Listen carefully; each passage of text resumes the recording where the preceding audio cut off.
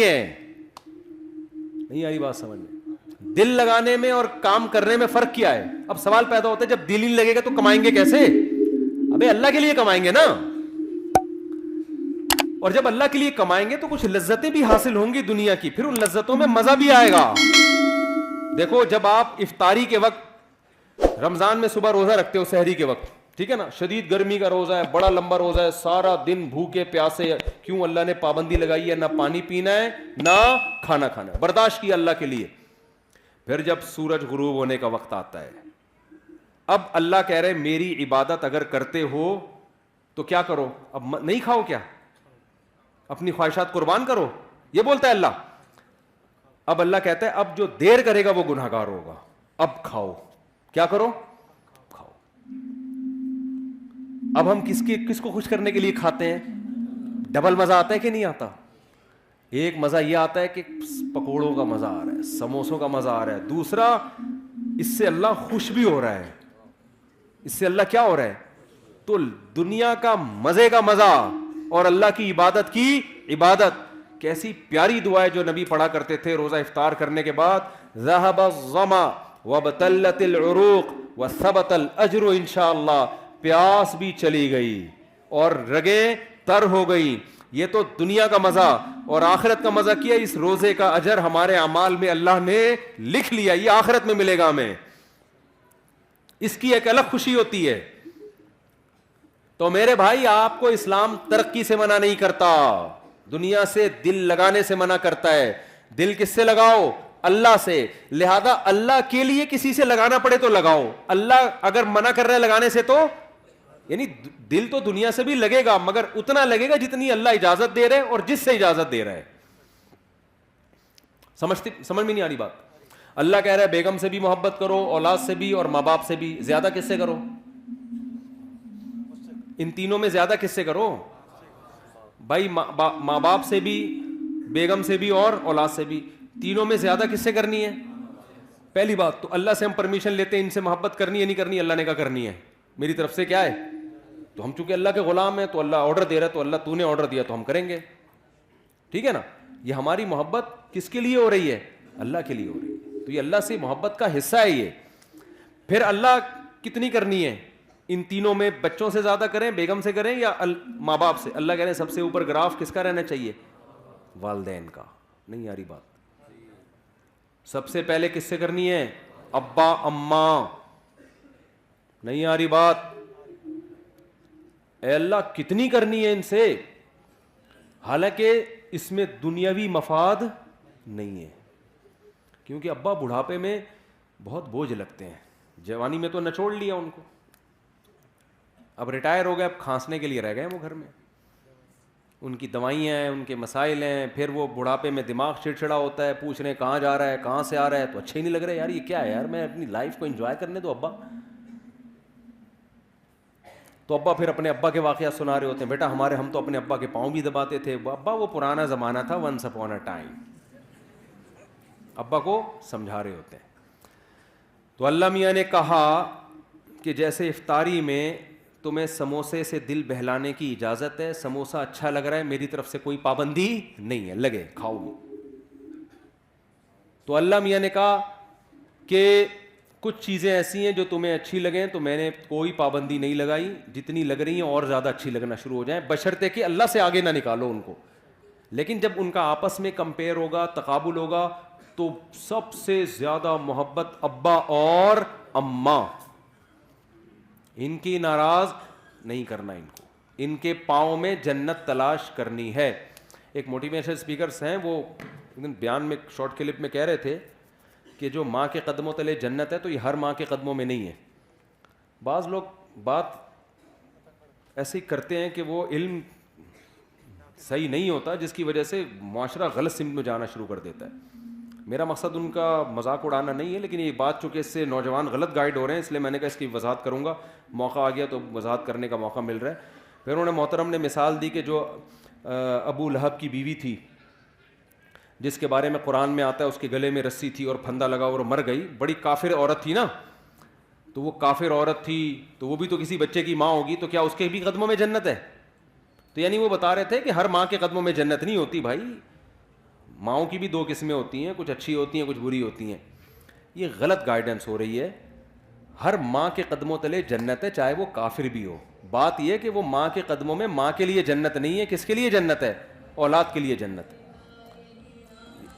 میں اگر وہاں موجود ہوتا نا ورک شاپ میں تو میں کہتا ایکسکیوز می سر, ایک بات آپ سے کرنی ہے کہ ابو لہب کی بیوی اگرچہ جہنم میں جائے گی لیکن اس کے بچوں کے لیے اس کے قدموں میں اللہ نے جنت رکھی ہے. قرآن کہتا ہے وَإِن جَاهَدَاكَ عَلَىٰ أَن تُشْرِكَ بِي, کہ اگر تمہارے ماں باپ اتنے بڑے کافر ہیں کہ تمہیں زبردستی شرک پر مجبور بھی کریں, ان کی بات نہیں ماننی, لیکن صاحبہما فی الدنیا معروفا, پھر بھی ان کے قدموں میں تم نے جنت تلاش کرنی, دنیا میں اچھا سلوک کرنا ہے. یہی تو مطلب ہے قدموں میں جنت کا.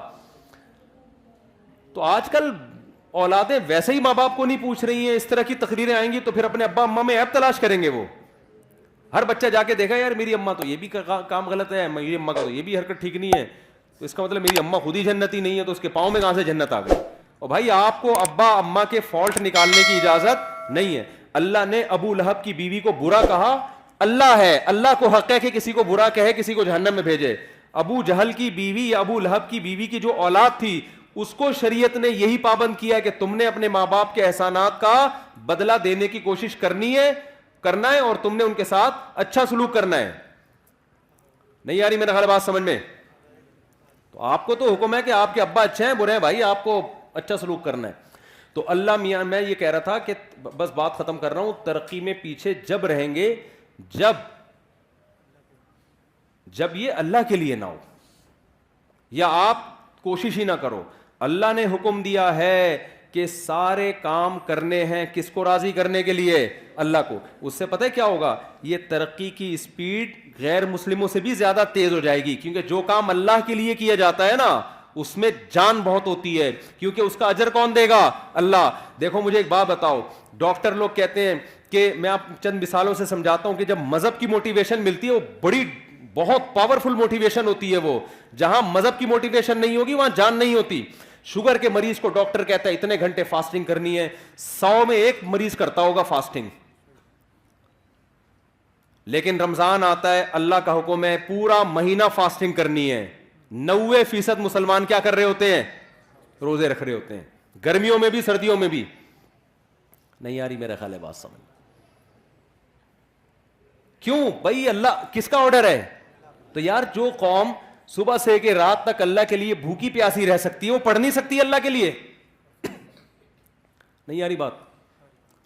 وہ پڑھے گی کیوں نہیں پڑھے گی؟ اس کو بتانے والے لوگ شارٹ ہیں مارکیٹ میں. وہ مذہب کا صرف ایک پہلو سامنے رکھا ہوا ہے اس نے.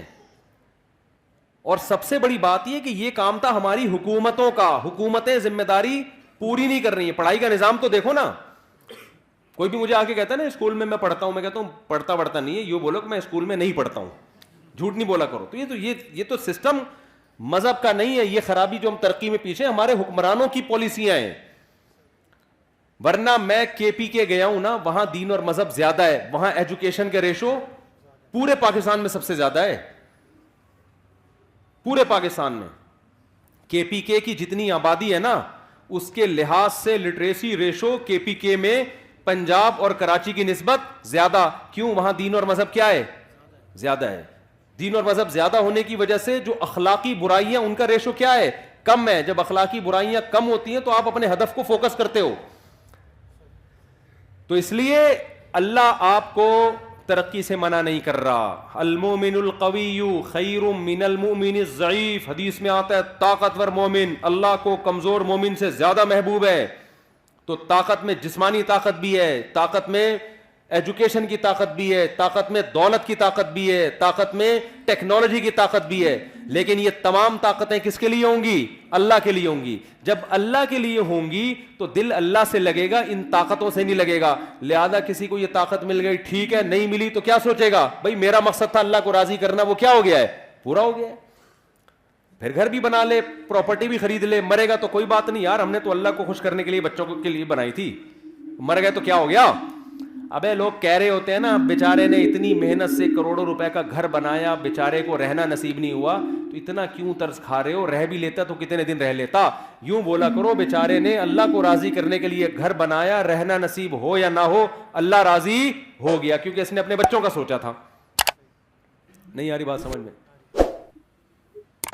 تو کیا بیچارہ کہاں سے ہو گیا؟ جس کے لیے بنایا تھا وہ خوش ہے نا. ایک صاحب کی بچے کی جاب لگی ملٹی نیشنل کمپنی میں, پہلا دن تھا اس کا انا للہ ہو گیا بیچارے کا نا کرنٹ لگنے سے. اب مار ہو رہی ہے, ہائے میرا بچہ آج پہلا دن تھا. میں نے کہا بھائی اگر آخرت کے لیے یہ کام کیا ہے نا تو کامیاب ہو گیا, آخرت کے لیے نہیں کیا تو آج نہیں تو کل بہرحال اس نے مرنا تھا. کتنے دن زندہ رہ لیتا ہے انسان. تو مسلمان کیا سوچتا ہے ہر چیز میں. تو ہم تو آپ کو زیادہ, ہم تو کہہ رہے ہیں اپنی صحت بنانا یہ مذہب کا حکم ہے. دیکھو آپ کہتے ہو نا آخری بات, بار بار آخری کر کے سچی مچی کی آخری, مولوی صاحب کر لوں آخری بات. دیکھو ہم کیا کہتے ہیں, علماء کیا کہتے ہیں, میری کیا اوقات, شریعت کیا کہتی ہے. شریعت کیا کہتی ہے؟ ویلیو بتاتی ہے صحت کی 2 ٹکے کی نہیں ہے. جو بیمار ہیں وہ بھی کہاں جائیں گے؟ جنت میں. ایوب علیہ السلام کی ساری زندگی صحت میں گزری, بیماری میں گزری؟ بیماری میں گزری. کہاں جائیں گے؟ جنت میں. ان کے تو مقامات ہی بیماری کی وجہ سے ہوئے. غیر مسلم کہے گا نہیں بیمار آدمی کیا ہے, ناکام. ہم کہتے ہیں ناکام ہے, تو ایوب علیہ السلام تو کامیاب ہی بیماری کی وجہ سے ہوئے ہیں. لیکن کیا اس کا یہ مطلب ہے کہ میں بھی بیمار ہو جاؤں؟ اب کوئی غیر مسلم سنے گا تو کہے گا ان کے ہاں بیماروں کی بڑی ویلیو ہے تو ان کو چاہیے خود سب بیمار ہو جائیں. نا نا نا نا نا, یہ بات سمجھیں. یہ بیماری کس کی طرف سے تھی؟ اللہ کی. انہوں نے کوشش کی صحت مند ہونے کی. حکم یہ ہے کہ صحت بنانے کی کوشش کرو, مگر صحت سے دل مت لگاؤ. بنانے کی کوشش کے باوجود نہ بنے تو ٹینشن مت لو. اللہ تمہیں بیمار رکھ کے ہی خوش ہوگا, راضی ہوگا. کیوں؟ بیماری میں صبر کرو گے, اللہ چاہتا ہے تمہارے درجات صبر کے ذریعے بلند ہوں. کرنے سارے کامیابی کے راستے کو اختیار کرنا ہے, لیکن راضی اس پہ رہنا ہے جو کون چاہے گا؟ اللہ. پیسہ کمانے کی کوشش کریں, نہیں آتا ٹینشن نہیں لینی ہے, ریڈی لگائیں ٹماٹر کی, بولے اللہ میرے ٹماٹر پہ کیا ہے, خوش ہے, میں اسی میں خوش ہوں. ہمارا مسئلہ سارا یہ ہے کہ ہم زمین پہ باپ بن گئے ہیں. آپ کہتے ہیں میری ارننگ اتنی ہونی چاہیے, میرا بحریہ ٹاؤن میں پلاٹ کیوں نہیں ہے, ہونا چاہیے. میں کرائے کے گھر پہ کیوں رہ رہا ہوں, میرا ذاتی گھر ہونا چاہیے. اللہ کہتے ہیں نہیں چاہیے. ایوب علیہ السلام چاہتے تھے کہ میری صحت اچھی ہو جائے. انہوں نے کہا اللہ مجھے صحت دے دے. اللہ نے کہا ابھی نہیں ملے گی. انہوں نے کہا ٹھیک ہے اسی میں راضی ہوں میں. صحیح ہے نا, جب اللہ اسی میں خوش ہے تو ٹھیک ہے, میں کیا کروں, اسی میں راضی ہوں میں. اللہ نے آپ کا سارا اہل و عیال آپ سے چھین لیا, موت دے دی سب کو. ان کو چاہیے تھے اہل و عیال, بچے. اللہ نے کہا نہیں دوں گا. انہوں نے کہا ٹھیک ہے میں اسی پہ خوش ہوں.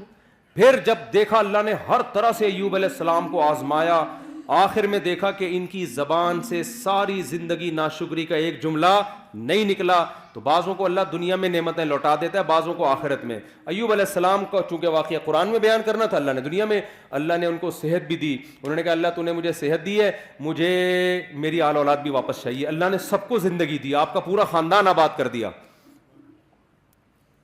اور اس بیماری کی حالت میں ٹڈیاں گری سونے کی ایوب علیہ السلام کے اوپر. بخاری کی حدیث ہے, جب ایوب علیہ السلام کو صحت ملی نا تو ٹڈیاں سونے کی, حالانکہ دولت ویسے ہی مل چکی تھی ایوب علیہ السلام کو, تو وہ ٹڈیاں جمع کر رہے ہیں سونے کی. تو اللہ نے کہا کہ اے ایوب کیا میں نے تجھے مستغنی نہیں, اتنا پیسہ دے دیا تجھے, اب تو یہ سونے کی کیوں جمع کر رہا ہے؟ تو ایوب علیہ السلام نے کیا کہا, اے اللہ میں تیری رحمت سے مستغنی نہیں ہوں.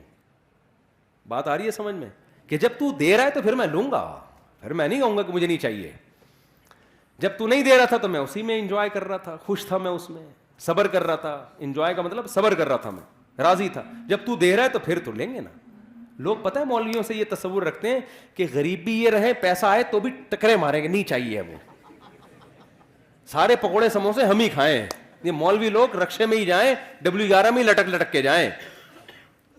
تو بھائی اگر کسی مولانا کے پاس پیسہ ہے یا گاڑی ہے, وہ تو ضروری نہیں جس کے پاس گاڑی ہو پیسہ بھی ہو, یہ جس کی 4 بیویاں ہو پیسہ بھی ہو, یہ ضروری نہیں ہے. ہمارے نبی کی 9 بیویاں تھیں, پیسہ نہیں تھا.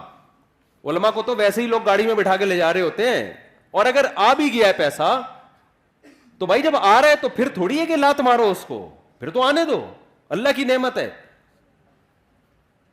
اگر آپ افطاری کے لیے بیٹھے ہو اور سموسے پکوڑے آ جائیں, آپ کہیں نہیں میں نہیں کھاؤں گا, تو اللہ خوش ہوگا؟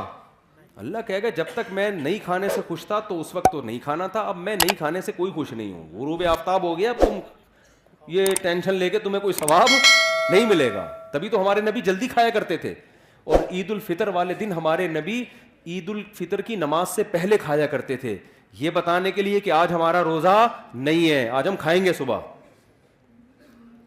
کیونکہ اللہ نے پابندی ہٹا لی ہے تو ہم کھائیں گے اب.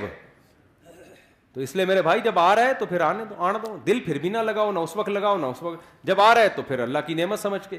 تو ایوب علیہ السلام کو اللہ نے ان کا اہل و عیال بھی دے دیا, اللہ نے ان کو دولت بھی دے دی, اور یہی ان کی آزمائش تھی جس پر اللہ نے ان کا ذکر قرآن میں نعم العبد, کیا خوب بندہ تھا ہمارا.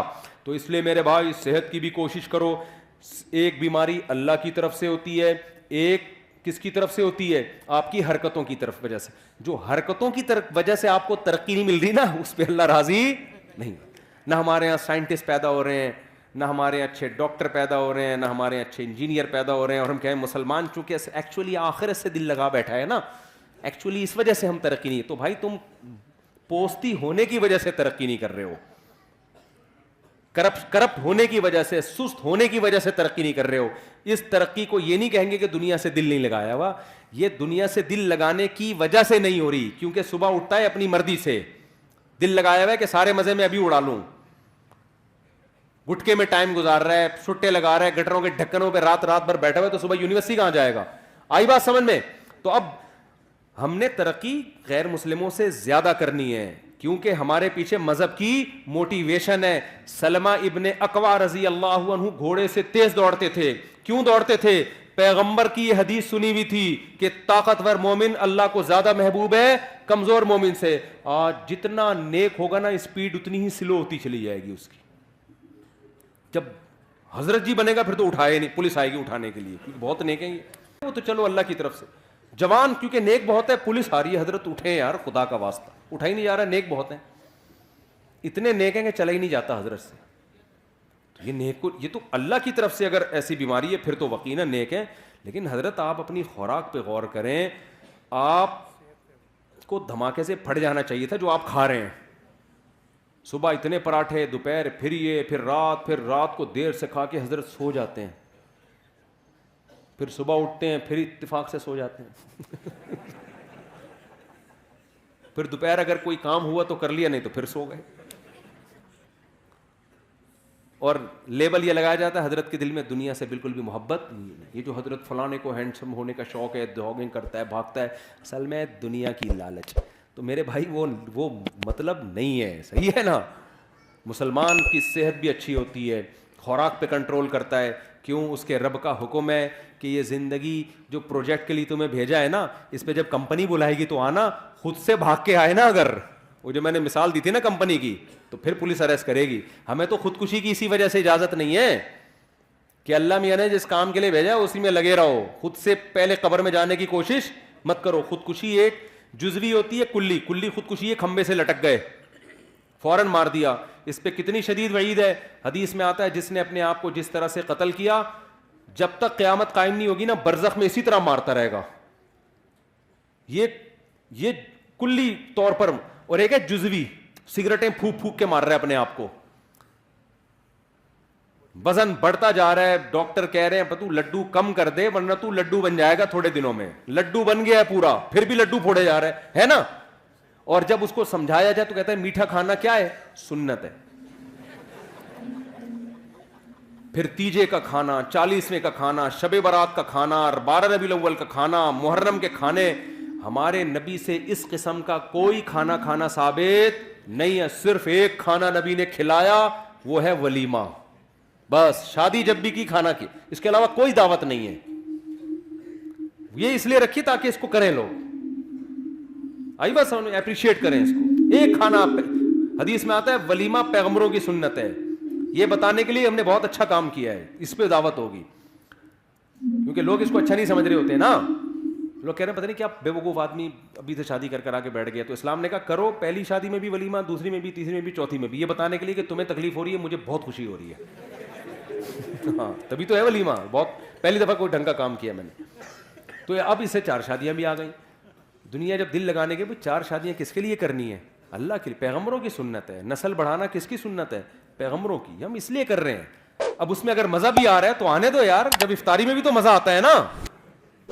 اب آپ افطاری, کوئی غیر مسلم آئے بولے تو یہ سموسے کیوں کھا رہا ہے افطاری میں, آپ بولے اللہ کا حکم ہے, ابے تیرے تو مزہ آ رہا ہے اس لیے کھا رہا ہے تو آپ کیا جواب میں دو گے؟ بھائی جب اللہ کو مجھے یہ دیکھ کے مزہ آ رہا ہے کہ مجھے مزہ آ رہا ہے تو آنے دو نا, اللہ بھی خوش ہے میں بھی خوش ہوں, کیا ہے تجھے کیا تکلیف ہو رہی ہے, کیا خیال ہے؟ 1 گھنٹہ پہلے کھاتا تو مزہ تو آتا لیکن اللہ خوش نہیں ہوتا. تو اللہ کو اس میں مزہ آ رہا ہے, اللہ بھی خوش ہے, اللہ ہی تو کہہ رہا ہے کھاؤ نا, کھاؤ, اللہ تو ہم کھا رہے ہیں, مزہ بھی آ رہا ہے, اللہ بھی خوش ہو رہا ہے.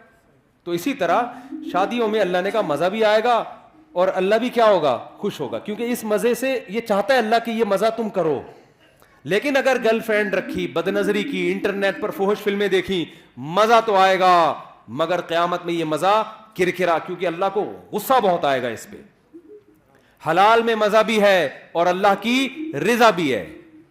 میں جب دوسری کر رہا تھا نا, لوگ کہہ رہے تھے ابے سنت کا لیبل لگایا ہوا ہے, اصل میں تو مزے اڑانے کا شوق ہے. تو میں نے کہا مزے اڑانے کا شوق تو تمہیں بھی ہونا چاہیے, کیا خیال ہے؟ کس کو نہیں ہے دنیا میں؟ لوگ گٹکے کھا رہے ہیں, سٹے لگا رہے ہیں مزے کے لیے, تو تم بھی کر لو. میں تو کر اس لیے, میں نے کہا یار جب اللہ کو خوشی ہو رہی ہے کہ اگر مجھے مزہ آ رہا ہے تو اللہ کو خوشی ہو رہی ہے تو میں کیوں نہیں کروں ایک کام. بھائی ویسے آتا واتا نہیں ہے, یہ دماغ میں رکھ لینا, حقیقت بتا رہا ہوں میں. کیونکہ ابھی کل ایک بندے کا پرچہ, چند دن پہلے ایک بندے کی پرچی آئی کہ میں نے دوسری کی ہے, مجھے بالکل بھی مزہ نہیں آ رہا. نہیں, اس کا حاصل لیا تھا کیونکہ میری بیوی دھمکی دے رہی ہے, گھر آئی نا الٹا لٹکا کے ماروں گی تجھے, میں سالے الگ ڈنڈے ونڈے لے کے چل رہے ہیں. لیکن اگر آ بھی جائے تو بھائی اس پہ اللہ کو کوئی غضب نہیں ہے, اللہ اس پہ کیا ہے, خوش ہے. کیوں؟ اس پہ بہت ساری برکتیں ہوتی ہیں. آپ ایک عورت کو بچا لیتے ہو برائی سے, آپ خود برائی سے بچتے ہو, آپ کو اولاد ملتی ہے, آبادی بڑھتی ہے, اس سے ملک میں جوانوں کا ریشو کیا ہوگا, زیادہ. بوڑھوں کا ریشو جوانوں کے مقابلے میں کم, کھانے والے کم, کمانے والے زیادہ. تبھی تو یورپ چاہتا ہے ایک ایک بچے پہ 20-20 لاکھ روپے انعام دے رہا ہے وہ, پاکستانی اعتبار سے, کہ پیدا کرو. ان کو پتا ہے کہ یار ہمارے پاس سب کچھ ہے, نسل ہی نہیں ہے, لہذا ہم ویسے ہی ختم ہو رہے ہیں, اور ہمارے پاس کچھ بھی نہیں ہے, ایک نسل ہی ہے. اگر یہ بھی ختم کر دی نا تو نہ نسل ہوگی نہ ٹیکنالوجی ہوگی, ایویں ہی ختم ہو جائیں گے ہم. ٹھیک ہے نا؟ تو دونوں چیزیں ساتھ ساتھ چلاؤ, بچوں بھی پیدا کرو, پڑھاؤ بھی, تربیت بھی کرو ان کی. تو خیر اس لیے بھائی شادیاں بھی ہیں اسلام میں, اور اسلام تو جلدی شادی کا حکم دیتا ہے, عورتوں کے گھر بستے ہیں اس سے. تو میں نوجوانوں سے کہتا ہوں نہ فلمیں دیکھو, نہ لڑکیوں سے دوستیاں لگاؤ, کیا کرو بھائی, نکاح کرو. اور آخری بات, بالکل واقعی سچی مچی کی آخری بات, اب میں بالکل کائنڈلی بیٹھ جانا, آخری سچی مچی کی آخری. دیکھو یہ تو میں نے آپ کو وہ باتیں بتا دیں جو اسلام میں آپ کو حکم دیا گیا ہے, اور اس میں ہماری دنیا کا بھی فائدہ ہے. کچھ باتیں ایسی ہیں کہ اسلام لیکن یہاں سے شروع نہیں ہوتا کہ ترقی ہی کرنی ہے, یہ بھی ایک حصہ ہے. شروع پتہ ہے کہاں سے ہوتا ہے اسلام؟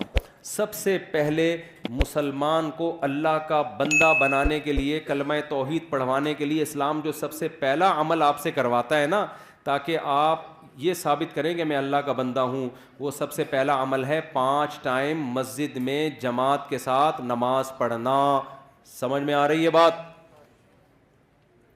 5 ٹائم مسجد میں جماعت کے ساتھ نماز. جو یہ نہیں پڑھتا وہ ترقی کرتے کرتے چاند پہ پہنچ جائے. اللہ کہتا ہے کہ تو نے جو بیسک حکم تھا وہی ادا نہیں کیا, تو اب تیری اس ترقی سے مجھے کوئی واسطہ نہیں ہے. اسلام میں روزے سے زیادہ, زکوٰۃ سے زیادہ, حج سے زیادہ, ہر حکم سے زیادہ کس کی اہمیت ہے؟ نماز کی. واحد حکم ہے جس کے بارے میں بعض ائمہ کی یہ رائے ہے کہ نماز جان کر چھوڑ دینے والا اسلام سے خارج ہو جاتا ہے. تو جتنے لوگ یہاں بیٹھے ہوئے ہیں نا, فجر میں بھی اتنے ہی بولو ہونے چاہیے. شروع تو یہاں سے ہوگا نا, یا ڈائریکٹ سائنسدان بن جاؤ گے؟ بننا تو ویسے بھی نہیں ہے, یہاں سسٹم ہی نہیں ہے. یہاں سائنس جو بنتے ہیں وہ ویسے ہی باہر چلے جاتے ہیں, یہاں رہتے ہی نہیں ہے. تو ابتدا کہاں سے کرنی ہے؟ پہلے یہ تو ثابت کرو اے اللہ ہم تیرے بندے ہیں. تو یہ ثابت کرنے کے لیے صرف سموسے نہیں کھانے افطاری کے ٹائم پہ بیٹھ گئے, یا 4 شادیاں نہیں ہے. سب سے پہلے کیا ہے؟ نماز ہے. سب سے پہلے کیا ہے؟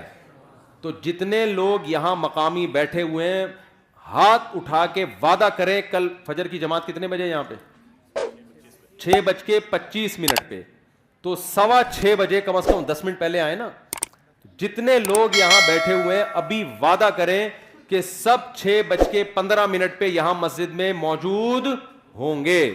جتنے محلے کے لوگ ہیں ہاتھ اٹھا کے وعدہ کریں ابھی, اور اس کی پلاننگ رات کو کر کے سونا ہے. اب آپ کہہ سکتے ہیں جی جزاک اللہ, اب آپ کہہ سکتے ہیں صبح اٹھائے گا کون؟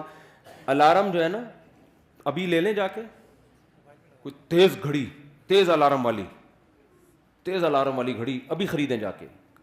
کراچی کی سردیوں کی راتیں بہت لمبی راتیں, بھی مارکیٹیں کھلی ہوئی ہوں گی. تیز الارم والی گھڑی رکھیں, سوئیں اور دور الماری کے اوپر رکھ دیں. قریب رکھ کے سوئیں گے نا تو دبا کے دوبارہ سو جائیں گے آپ. ہاں, تیز الارم والی گھڑی دور رکھیں, اتنی زور سے بجے کہ آپ کو ٹینشن ہونا شروع ہو جائے, یار اس کو اٹھ کے جا کے بند کرنا پڑے گا ورنہ محلے والے آ جائیں گے.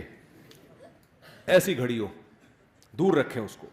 ہوتا ہی ہے کہ جب آدمی گہری نیند میں ہوتا ہے پھر کہتا ہے یار بیان میں مفتی صاحب نے کیا تھا, فجر کی اہمیت بھی بہت بیان کی تھی, اللہ کی بندگی کے لیے ہم دنیا میں آئے ہیں, کمپنی نے پروجیکٹ دیا تھا, یہ دیا تھا, وہ بڑے زبردست, وہ گھوڑے سے دوڑنا چاہیے, یہ کرنا چاہیے, سموسے بھی کھانے چاہیے, سب چیزیں اٹرم پٹرم نہ آ رہی ہوں گی.